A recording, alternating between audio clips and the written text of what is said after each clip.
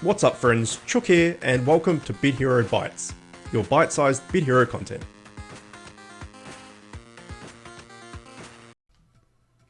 Alright, the Hallowed Dimension Expedition is not far away. If you go to news and over here in the news section when you log in each day, Hallowed Dimension coming soon, 9 hours and 4 minutes away. So this will be a Bit Hero Bytes video just about that dimension, that expedition. Specifically, and what loot you can get in there. I did say in the last few episodes of Bit Hero Bytes that I was going to go through any new updates or anything and any loot tables that were connected to them, particularly for the expeditions. So we can get cracking in on that in just a sec. Let me quickly just make sure that I turn that off to do invasion, otherwise it's a pain in the ass. Actually, that's a good tip for any new players or anything. There's this button here, Disabled Autopilot on Death. If you click that and you die, we'll do Gauntlet first, and maybe we'll get killed by something.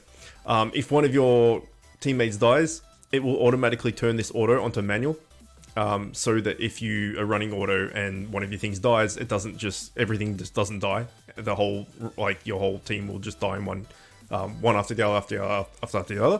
It'll stop the auto and take it to manual so that you can then use the potion to heal up and all the rest of it. So always run with that on at all times, apart from invasion, because invasion is one team after the next, after the next, after the next, and you'll just have to keep clicking auto over and over and over again, and it gets really annoying. So turn that off for invasion, but have it on for every other part of Bit Heroes. Anyway, let's take a look at the expedition loot table, shall we? And here we go. So we have the Gugarum portal has the mythic main hand bow. The Zvord portal has the mythic offhand. The twin bow portal has the mythic head, and the X5T34M, I guess, portal has a body. So if we quickly take a look at these, the bow itself has a 1.5% ricochet chance, a 1% in power, and 1% dual strike. The ricochet chance is, whatever, but the empower chance and dual strike is what you want for DPS builds.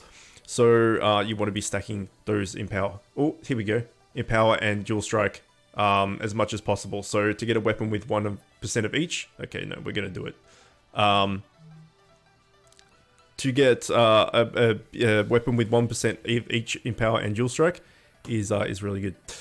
Okay, let's turn that off and go to invasion. And start. And we can see the abhorrence, the mythic main hand bow there. The skills, the normal just free skill is deals X amount of damage to closest enemy, so that's kind of boring.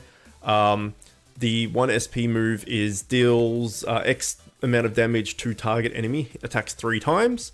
So if you have quite a high dual strike build, such as myself, that might turn into 6 times. You might dual strike that proc on that attack, and instead of hitting 3 times, you'll hit 6 times. Or if you have really high empower, for instance, you could empower that attack and empower 3 hits for big damage. Then you've got a spread shield teammate for 1 SP. You've got a snipe the furthest enemy ability called snipe, funnily enough, for 2 SP. And then you've got a drain X amount of damage from all enemies, 3 SP, which is not worth it at all. So that is the stats of the weapon. The offhand, let me quickly turn this back on. The offhand has gain 0.75% increased damage and damage reduction for every mythic item equipped. If you're running a lot of mythics, then that would be good. If you're not running a lot of mythics, it's not really going to do too much for you. Next is the helmet. This is the one I'll be going for purely because my setup here is, well, I only have a legendary helmet.